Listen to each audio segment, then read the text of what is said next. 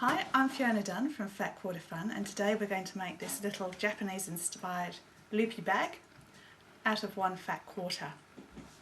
First thing you'll need to do is log on to the website and download the Japanese bag pattern and then cut out the pattern piece. Then we take our first fat quarter, open it up, and this fat quarter is 50 centimetres by half the width of the fabric. We're going to cut the handle over the longest edge, just fold it in two so that we can use just a little ruler and take 4.5 inches off, and that'll be our handle.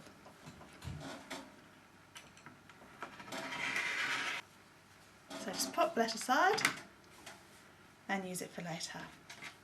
The rest of the bag, just fold it in half and half again, and then fold it over. On our bag pattern, we've got where the fold is. You need to place that on the fold and just put a couple of pins in it to keep it secure. And then just carefully cut round. Now we've got 4 pieces of fabric, the shape of the outside of the bag. Just pin them right side together.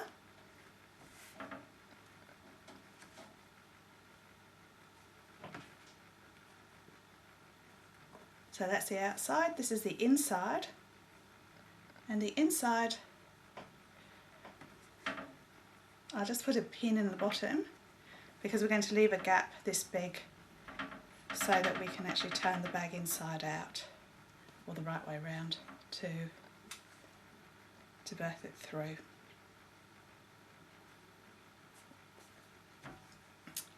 Okay, when we sew we'll just do a 1/4 inch seam all the way around the outside of the 2 bags.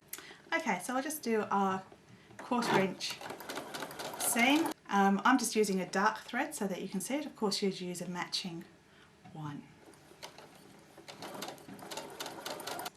Okay, so we've sewn round the inside and outside part of the bag and left a gap here so that we can turn the whole bag through. To make sure we get nice curves in the corner, we're going to use the dressmaking technique of just doing a slight little snip round the corners, going almost up to the sewing line but not cutting into the sewing line, just at the corners, so that when we turn it inside out, or the right way round, it'll come out beautifully. So with the lining, we'll just turn that the right way round, and when I press out the corners you'll see that they've turned out really nicely rounded without any pulls through it.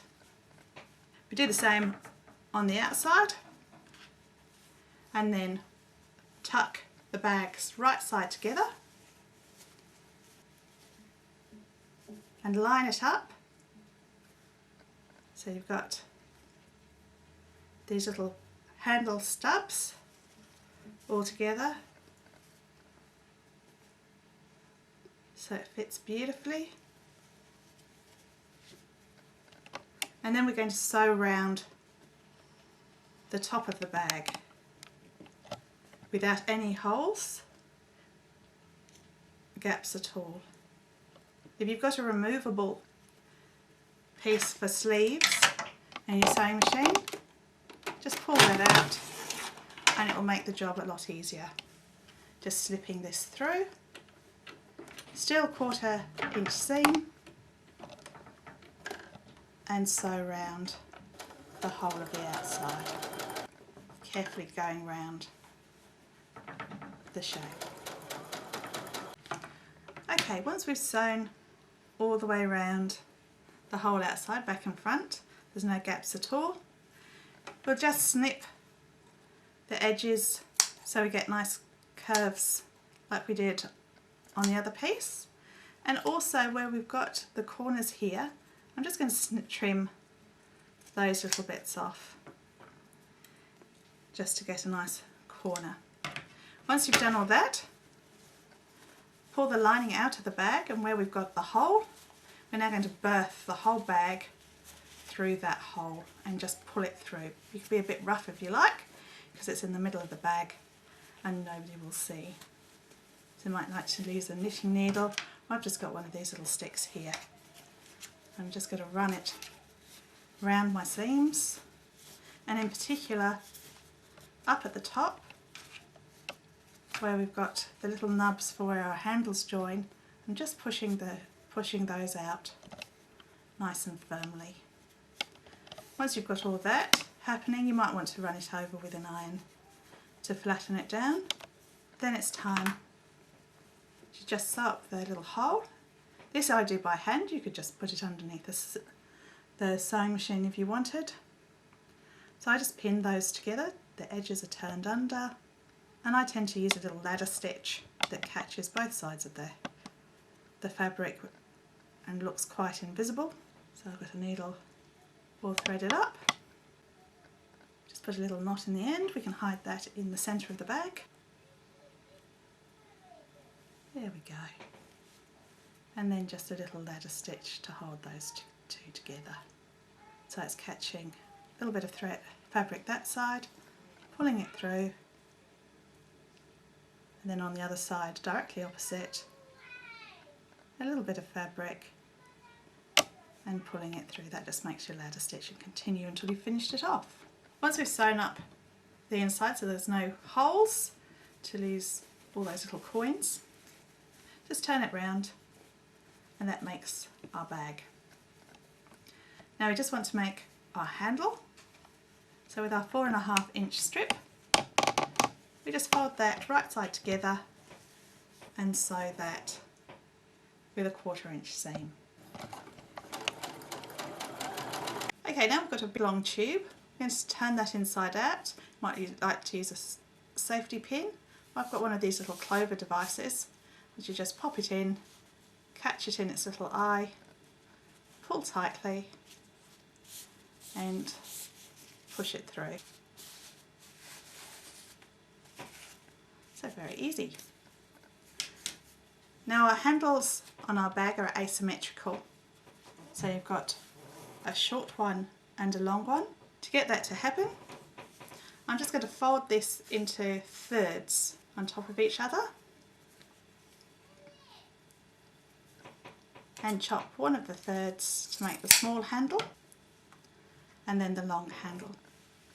To pop it on, I'm just going to turn an end in a little bit, about 1/4 inch, and that'll just slide over the little nubs in your bag. I've put the seam into the centre, pin that on, and then just hand sew it in the same way before. I'm just going to hide the knot inside, and again I'm actually using a double strand of thread just to get a little bit more strength in it, and then just using a little ladder stitch to sew that on. Once that's gone around, tuck the end in the same way, and this goes diagonally opposite. So it just slides over there, like that, and pin that on, and we sew that on, and the same with the other side. So just turn the bottom under, slide it over the little nub, pin it and sew it.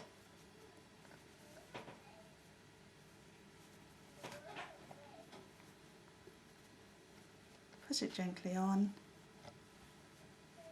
pin it into place,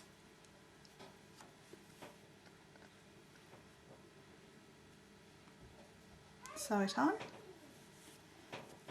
Then you've got your little bag, just perfect size for your wallet and your mobile phone. Slip the strap in, pop it over your wrist, little bag to go.